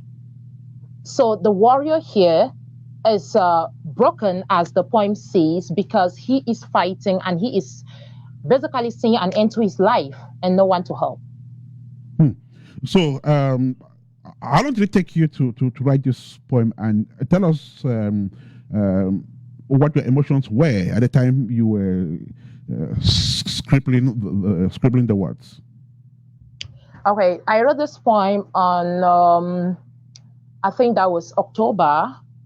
And this poem, it was because I saw some images online of people, of dead bodies in the field. I don't want to call which part they were coming from, because this topic is always very sensitive. But I saw pictures of people being killed. I saw videos of people running, and I felt like this is too much. That is how the words came. And at this point, I don't know, it was a mixture of anger, anxiety, fear, and almost everything. So within less than 10 minutes, I was able to write this. Okay, that's interesting. Yes. And tell us about the reaction to it. For those who've read it, how have they reacted to this poem? First of all, I always send my stuff out on my social media handles, and people easily connected and easily interpreted the poem because they know the realities on ground. Even those who are not Cameroonians, who have been following me, know about the updates I give on the crisis. So they know what is happening in Cameroon, and they could easily tell that, yes, this is about the Anglophone crisis. So it's a whole thing around of the reactions with sympathy and optimism. Everybody praying and hoping something comes out of all of this, hoping an end comes to these problems, hoping that someday we will wake up to tell stories of happiness and not just the tears and the pain. Okay. We're speaking with Sandra Ngong. She is a poet, and she's written scores and scores of beautiful poems, some of which we will be covering on this show. So I want us to take on another poem. At least let's have two for the day. This one says, so I'm walking down the street, bustling and buzzing with these minds trying to make ends meet. So I'd like you to help me from there, Sandra. Just present this other poem, then we talk about it. Okay. Crazy enough, I've not mastered this poem, and I'm using my phone, so it's difficult for me to read from it. Okay, let's see what to do. We'll get back to there. Apparently, Sharon will help you in that process. But tell me about the process, which you go through from when you conceive an idea of a poem till when that idea is translated into a poem which you put out there. What goes on, during this process? Okay, like I already mentioned, poems are written from a place of emotions. So when the emotions come, it looks like they come almost the same time with the words. When you start writing, you find the words flowing. Okay. And most of the times, they take you till the end. I can count the number of times I started a poem and didn't finish. This means most of the times I start a poem and I take it to the end. So the words always just come. Okay. And yes, and they will do, like I always say, the words do come because I take a lot of time trying to get better, trying to learn how to write, trying to play with words and getting myself everything around words. So when I bury myself in writing, especially poetry, I find it moving smoothly. Wow. It doesn't take a lot. So I just write, and when I write, I keep. So I may come back to it another day for editing and proofreading, because sometimes emotions can be too much to be expressed in a poem and sent out to people. So when you come back to it and you are in a less emotional state, you can edit the poem now from a place of reason and be able to put it out. Have you had your poems published in any book yet? Not a book, but I've published on online magazines. Okay. I've published on Untold magazine. I've published on a magazine that was called Beyond the Fences. This was a magazine around breaking walls, around almost everything: racism, gender, sexuality. Almost, it was a whole thing around breaking the walls. So these are the two magazines, and I've published a lot on online. Should I call blogs? Yes, blogs always pick up my poems and publish them, but for a book, no. Okay. I will quickly rush through this last point from you. Then you explain what it is all about. We're having difficulties reaching back to Sharon in Victoria. No. So, I'm walking down the street, bustling and busying with these minds trying to make ends meet. My palms sweating and freezing at the sight of those I don't want to see. Those cars, you know them right. How they make your heart pounds, reminding you you've got no right to walk down when they are right. Right, so I'm going to end here. I would like Sharon to continue. This is her job, not mine. Sharon, welcome back. Oh, okay. I thought I was trying to find a way to help you. Okay.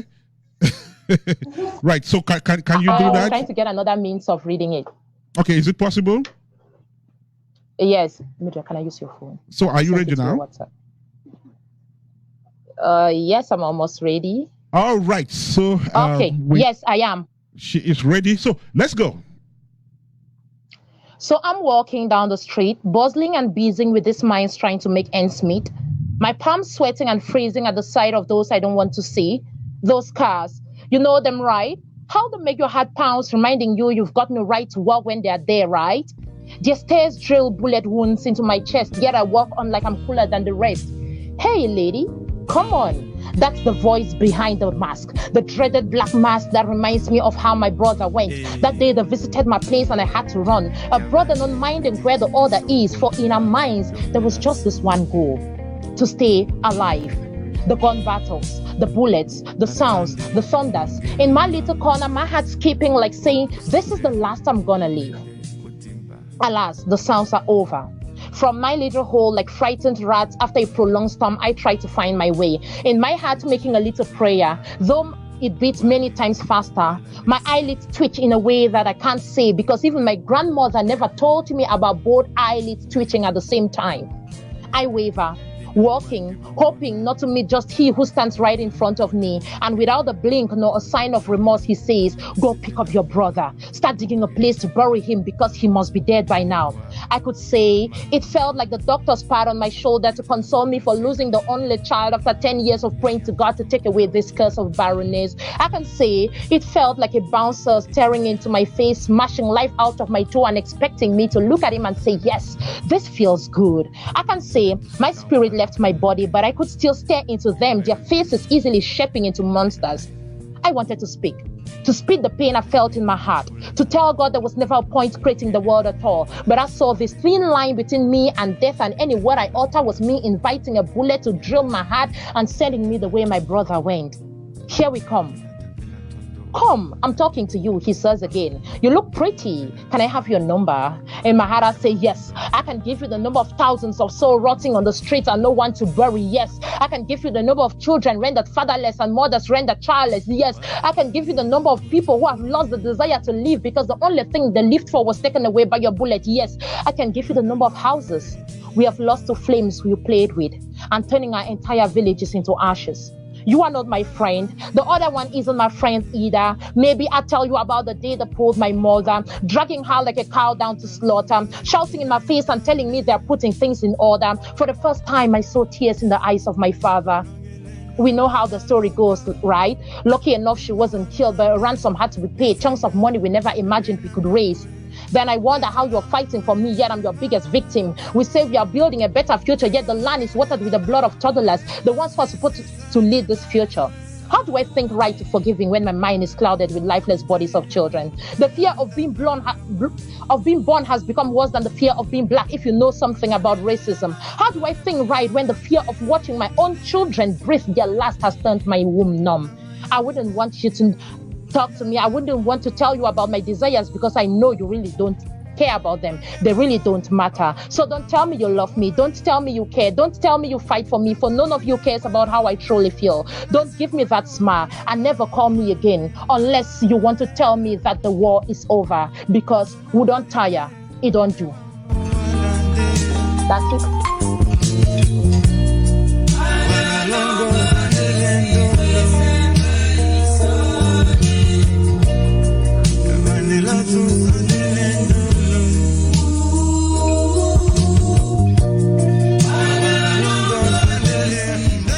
That was another soul-searching masterpiece there by Ngong Sandra.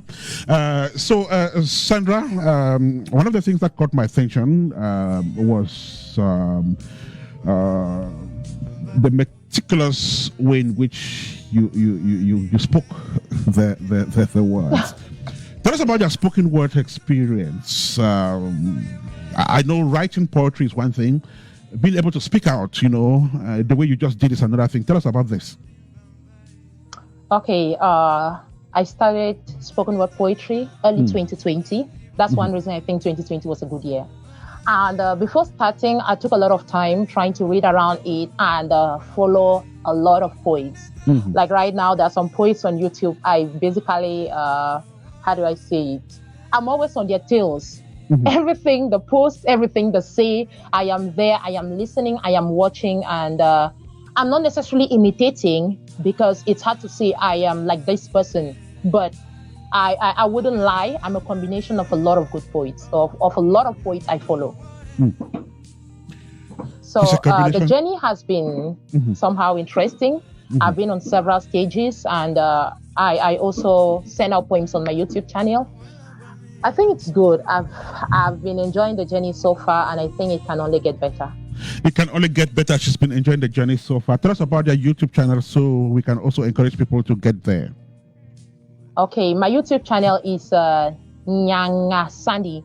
Let me call it Nyanga because that's how so many people call it. Nyangha Sandy. It's strictly for poetry, spoken word poetry. So if you're going there, know that you're going to meet a lot of poetry. Okay. And what are the projects you have in the pipeline? Do you have a book maybe in perspective? Tell us. Yes. I'm excited because I'm working towards having my first poetry collection. When I started poetry, I was like, I'm in a society that doesn't know much about poetry. I was in a society that didn't receive from the onset. At first, the only people commenting were my friends and family. And they were doing support your own kind of a thing. Many people never read through the poems. But as time went on, I realized they were reading. They were getting used to it. And I think it's high time I sent out a collection. So by early February, I'll have my first collection, and I think it's going to be an ebook for a start, and I can have a hard copy as time goes on. And also, let me just say this: I already mentioned that I write other genres. Interestingly, the first novel I published, or the first book I published, was not poetry, though I'm known for poetry. I published a story, published a novel, Church Girl in Love, and that was the end of 2019, 28th of December 2019. So it's a year old already. And I'm working towards another by the end of this year. I only had to halt because I need to push through with the poetry first before doing the publication of the novel. So a poetry collection by early February. I think that should be 10th of February. Okay, that's beautiful, interesting story. Yours is a noble mission. You are using your skill in poetry to educate the world. Thank you so much, Sandra, for joining us on this show today. We'll definitely have you back on radio, especially on Apex Anthology, which is a specialized show on poetry we've been running on this station since February of 2019. So thank you so much. Bravo. And do have a fantastic rest of the weekend. Thank you. Thank you so much. And thank you for having me here. It's been an amazing time. Bye. All right.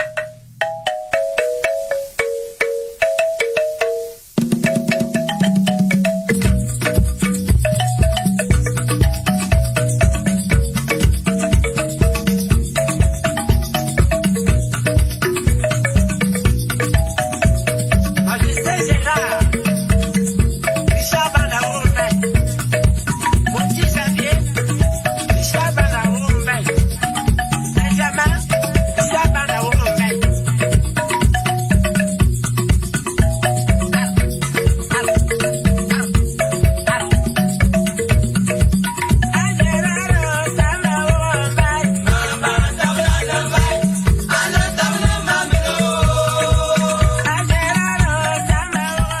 As you listen to that beautiful piece of music, the title Bamban Toban by Risha Ban the Zwatele, we are welcoming our next guest. Ngang Noella Echick is in Kuwait. She's a YouTuber and she specializes in telling you just how you can live a healthy life. She is our next guest on the show. Don't go away.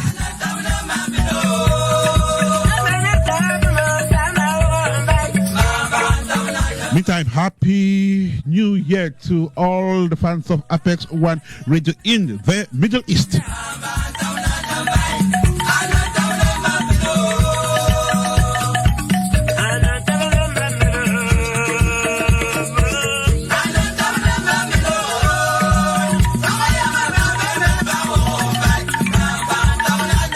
It's the first edition of African Fiesta for the year. So it's a special one. Lots and lots of interesting stories being told on radio today. One of which is to enjoin Africans to live a healthy life. And how can you do that? If you are looking for ways on how to live a healthy life, then I think this YouTube channel is there to help you in the process. It's run by Ngang Noella Echick, who now joins us from Kuwait. On this edition of the show, Noella, how are you today? Welcome to the show. I'm good and healthy, Mr. Ernest. Happy New Year. Happy New Year. I like that. You're healthy and you're one of those who helps other people to live a healthy life. So how is Kuwait today and in what part of the country are you speaking? I'm speaking right now in Kuwait, the city of Kuwait. Kuwait is good, even though cold at the moment. Oh, okay. That's beautiful. Well, thank you so much for joining us on the show today. And like I mentioned earlier on, you are a YouTuber. You run a YouTube channel which is aimed at encouraging people to live healthy lives. So how long have you been a YouTuber and what inspired you to become one? I've been a YouTuber for 10 months now. That's started in April. Mm-hmm. And what encouraged me, what inspired me is my personal self. Okay. My experience, my results, and I needed to share out my personal experience, the results I've gotten from living a healthy life using just the natural remedies in your kitchen to better your natural beauty. That's interesting. Okay. So from its name, one would suggest that Ngang Beauty TV focuses on beauty tips, but we seem to see more of healthy living. Are these two connected in any way? Yeah, they are really connected. You can do natural beauty tips without living healthily. Okay. Normally, when we talk of natural beauty, it doesn't reflect your physical beauty. Mm-hmm. It goes as far as your mental health, your spiritual health, and that alone contributes to giving you a beautiful, outglowing skin. So the two are highly related because you need that healthy living to better your physical look. Okay. Now, quickly tell us about what your channel generally treats as topics. Yeah, on my channel, I do treat topics like tips to glow your skin, tips to grow your natural hair without you, tips to live healthily, and tips to better your inner health. That's glow your skin from inside out. Right.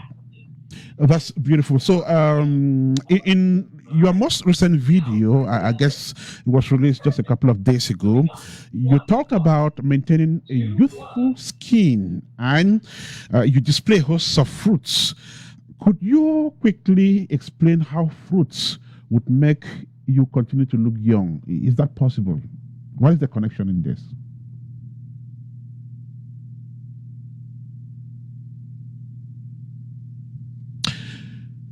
We seem to have lost our guests who definitely join us. So this is African Fiesta.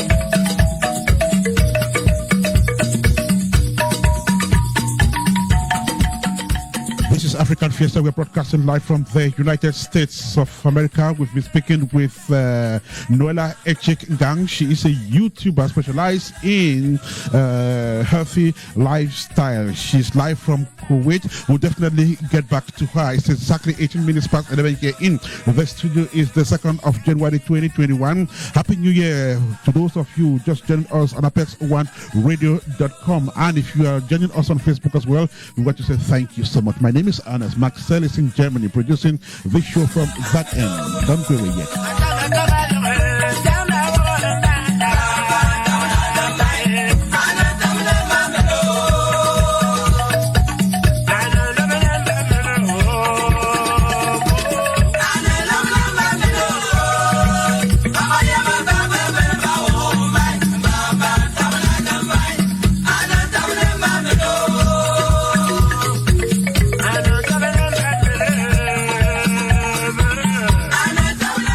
Apparently, our guest is back on the airwaves. We're sorry for that technical hitch. It's been happening. This is technology, digital one, of course, and it comes with its own hitches. Welcome back, Noella. Thank you, Mr. Ernest. The connection right. So is I was really trying to find out best. how fruits, ordinary fruits, which people eat, would make you look young.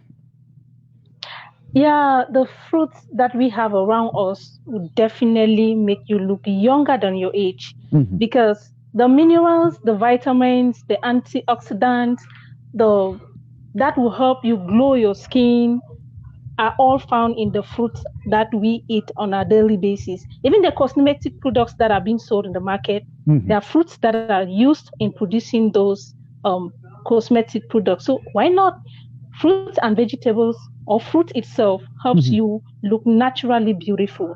So, okay. Does it depend on how you eat those fruits or how much of the fruits you eat? Yeah, it depends on how much of the fruits you eat. So do you mean that like... will enable you look glow? You need to be consistent. Okay. By consistency, what do you mean? Like eating fruits every hour of the day or every day? Or once or 3 times in a week? It depends on you, and it depends on your health situation. Okay. As for me, I will encourage everyone to take a fruit every blessed day. Okay. Just one, it will go a long way to help you look younger than your age, because the minerals, the vitamins, and other ingredients that help you look healthy are found in fruits. There are scores and scores of fruits, different types of fruits, countless, of course. Wherever you go, you discover new fruits, So what kind of fruits do you need to eat to keep looking young? Is it any kind of fruit?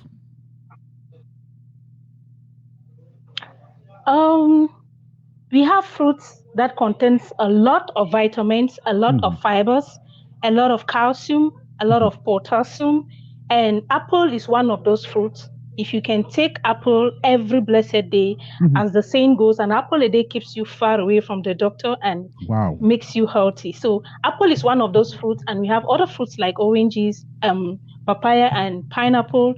All those fruits are healthy. Now, it would depend on you and your health situation, because there are individuals whose health doesn't permit certain fruits due to either high potassium or high calcium. So you need to know your health situation before consuming any fruits.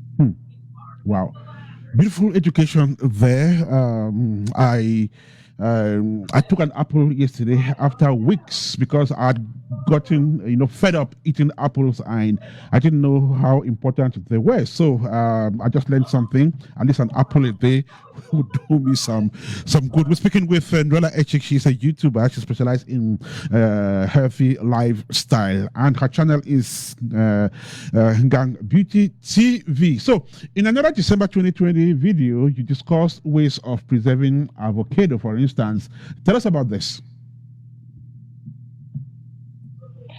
Yeah, in one of my videos, I did a recipe on treating your hair with avocado pear, and one of my subscribers contacted me and requested me to do a video on how to preserve it. So I had to come up with that video. Since I have been preserving avocado myself, most of the times you get the avocado from the market and it gets bad as easy as that. So there are ways of which you can preserve it, and the freezing method is the best method of which you can preserve your avocado for as long as you want, and you can use it anytime you want.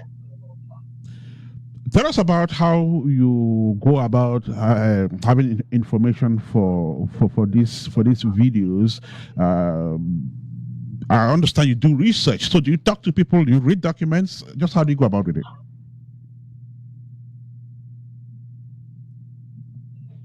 I do a lot of research before I put a video out there so that I will be able to explain the causes and consequences of you using it or using any of this recipe in too much on your body or in your immune system. So I do a lot of research. I go into Google. I carry a lot of research on how you can use it, the side effect, and how the consistency of which you can do it to better yourself. Oh, that's interesting. So, which are some of the remarkable topics you've handled in your videos so far, which you think attracted enormous attention, and how did viewers react to these videos? Yeah, I did a video on how you can preserve lemon, either dry or black. And the viewers were so excited because that is something that is rarely done back home in Cameroon. And when I discovered that, I had to come out with that video, how you can get your fresh lemon from the market, make it dry or make it black and preserve it, and how you can use it in any of your beauty recipe or tea as weight loss. I also did a video on how you can make your homemade yogurt and use it in your beauty recipe. And viewers were so happy that that video was put out there for them to learn something they never knew they could do at home. Tell us about the video you did on okra. I know this is one of the foods that are not really pleasant to eat, especially when when it is prepared like without much spices. A lot of children, for instance, find it difficult eating okra, but we are told that this is one of the most nutritive foods. Tell us about it. Yeah, okra is one of those vegetables that is rich in minerals, vitamins, antioxidants. And I happened to come across a topic on Google which explained a lot about okra. And I said, why don't I give a try on this? And I gave a try. I made the okra, I put it in water, let it sleep for 24 hours. I apply it on my body. I did that for a month, and the change was so amazing.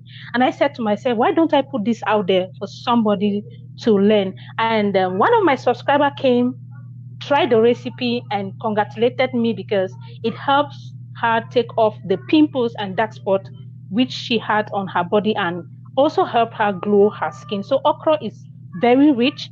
If you know how to, come out with that amazing recipe to glow your skin and keep you healthy, why don't you give a try? Okra is very healthy for our skin and hair as well. Okra is very healthy for our skin and hair. Give it a try and you won't regret. So tell us about how you run your channel. How do you come out with a video when you conceive the idea till when the video is uploaded? Just explain the process to us. Yeah, each time I do a video and I put it out there, I will follow the comment section keenly because I derive topics from there. So each time I get a topic, I'll get into my research. I'll do a research about that topic and put my materials together and produce what the topic is talking about, come out with the consequences, because I will first of all try it on my body. If it is something to take inside or drink, I'll try it first for like a week or 3 days so that I'll be able to know the side effect or the causes and consequences before putting it out there. So I'll get the materials, get the topic, get into research, get the materials, produce the video, edit, and upload. Okay, that's a beautiful one there. Ngang Noella Echick is her name. She's live on Apex One Radio. You're listening to African Fiesta, the first edition in 2020. It's reaching you live from the United States of America, precisely from the HO city of Columbus in Ohio. So, what are some of the challenges you face as a YouTuber and the one who actually focuses on living a healthy life?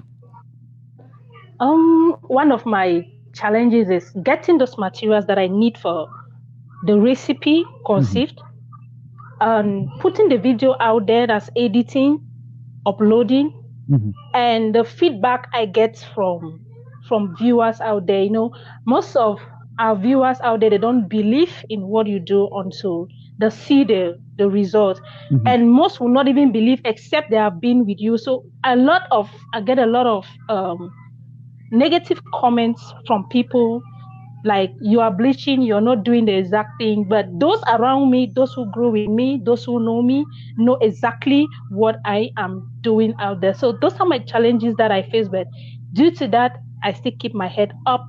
I know that tomorrow will be better. Heads high, tomorrow will definitely be better. It can only get better. So tell us, how can your videos be accessed, and when is the next one coming up? You can access my video on my Facebook page, Ngang Beauty Tips, on my Facebook itself, my Facebook name, Ngang Noella Echick. On Instagram, you can get it on Twitter, and YouTube itself. When you get to YouTube, you type Ngang Beauty TV and definitely get to me. So my next video will be in 30 minutes time, which I'll be talking on the best smoothie to help you glow your skin from inside out. Join her on her channel in the next 30 minutes for the latest video, which will definitely educate you more on how to live a healthy life. Ngang Beauty TV is that platform which you should always refer to if you want to live a healthy life. The YouTuber has been on Apex One Radio this day to talk about it. Thank you so much, Noella. Yours is a noble profession, a noble mission, of course, and keep doing what you're doing. Congrats, and you would definitely get to the apex of what you're doing. We really appreciate you coming to talk about it on radio today. Thank you, sir. Have a fantastic rest of the day. And so this is African Fiesta. Let's have some music then. Our next guest will be telling us soon.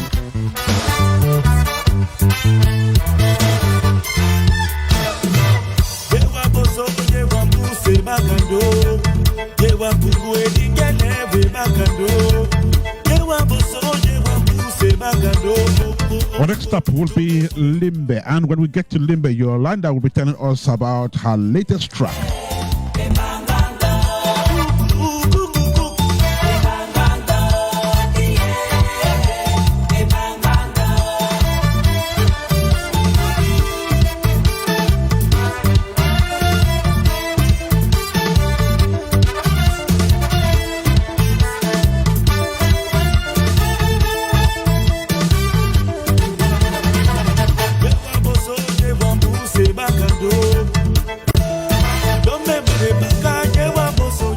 Meantime, thank you so much for joining us on Apex One Radio. If you are joining us on ApexOneRadio.com, thank you so much. If you are joining us on the tuning app, if you are joining us on Facebook as well, we want to say thank you so much. This is Fiesta, the first edition for 2021. My name is Ernest. Marcel is producing the show from Valsuch in Germany.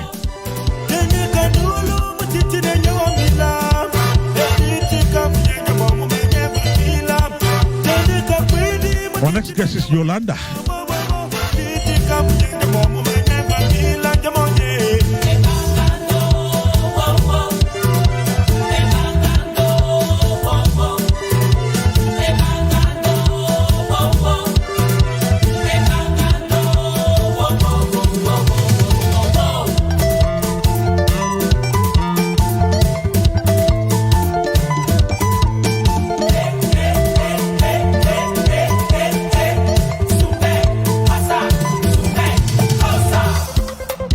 Thank you so much once again for joining us on Apex One Radio. We are gradually, steadily moving to the end of the show. Our next guest will be speaking about her track, One Day. She'll be joining us from Victoria.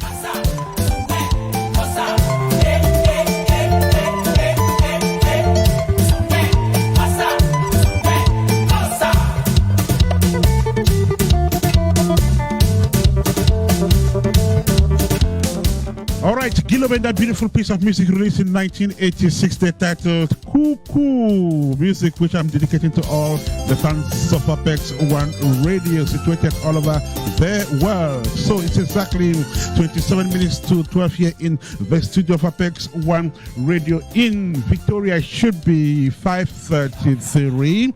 Victoria, where our next guest will be joining us. Her name is Yolanda. She'll be live on the station. Don't go away yet.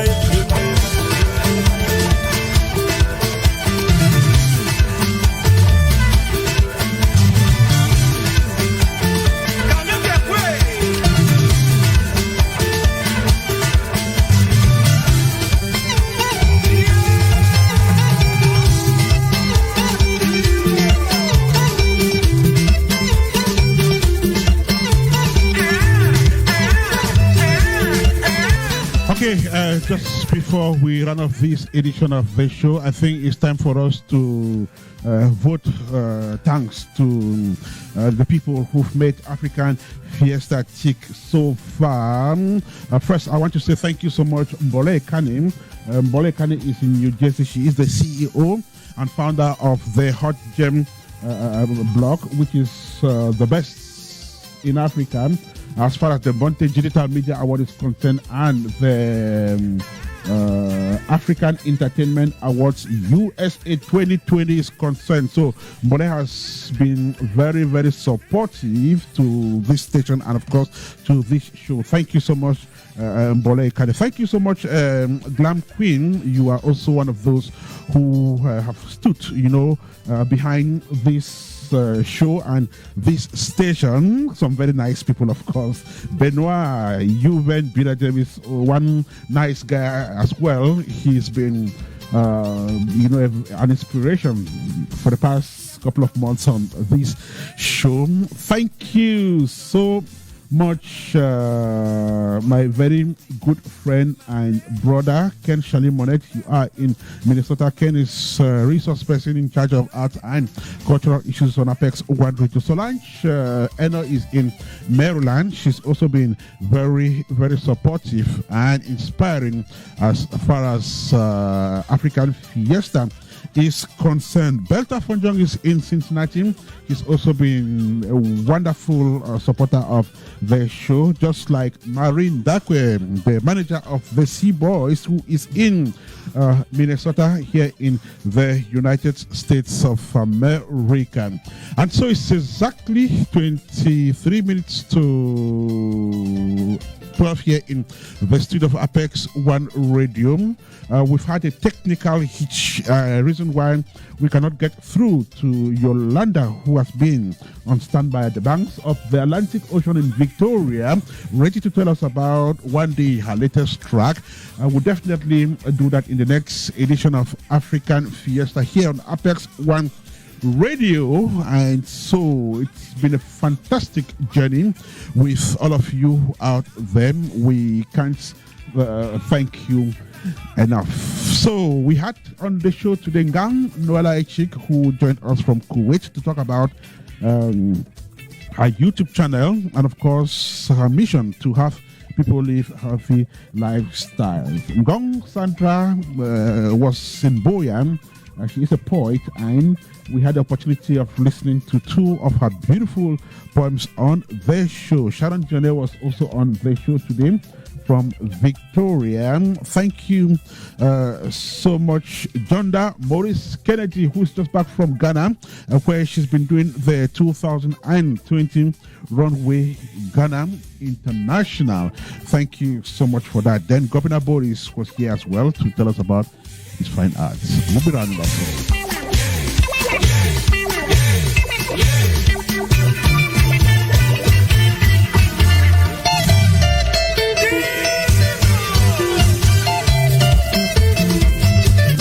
Okay, apparently our last guest has succeeded to reach us. Yolanda is joining us now from Victoria. Let's find out if that is possible. Okay, I guess she's trying to make sure that happens. She'll be joining us soon. So don't go away yet. This is Fiesta.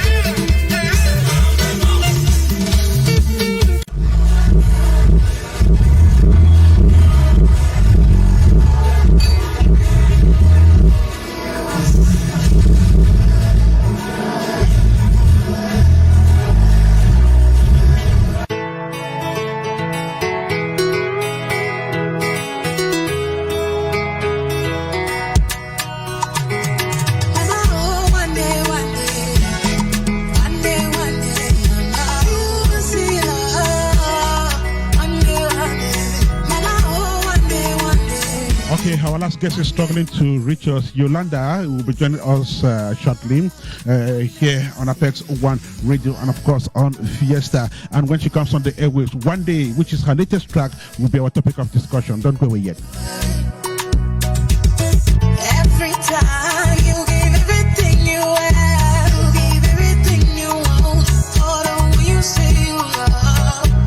Oh baby girl, take your love and take your heart, take your life. That one is titled One Day. Music release fortnight ago.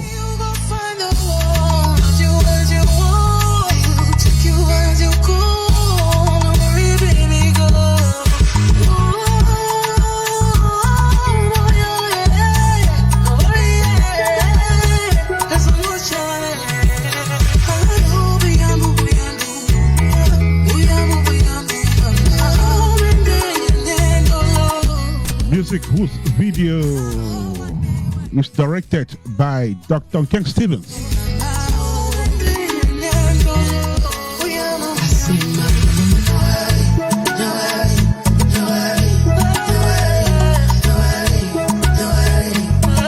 Okay, we're giving it a last try. Yolanda should definitely be joining us in the next few seconds. Let's see how that goes.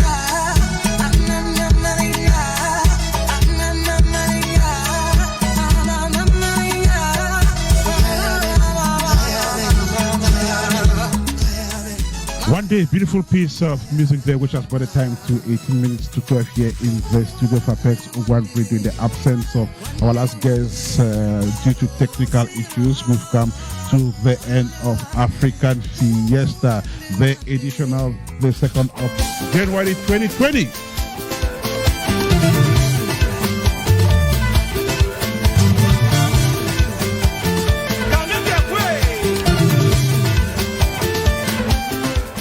Also, thank you so much for joining us on the show today. It was a fantastic one which reached you from Columbus, Ohio in the United States of America. Thanks to all our guests. We'll be back subsequently, and during which time we will have Ulanda and Kayusa, who could not get to us today as well because of technical issues. Thank you once again. My name is Ernest. Marcel Adig produced this show from Walsach in Germany. The entire Apex One radio team was here to monitor this first edition of the show for the year. So for those of you who joined us on apex1radio.com and to our friends on Apex One Radio's tuning app connection, and even those who followed us on Facebook, we want to say thank you so much. You are wonderful people. We promise to always give you the best and nothing else but the best. So on behalf of the entire team, I want to say Happy New Year. Do have a fantastic 2021. We will be together. May God bless you. To have a fantastic rest of the weekend. And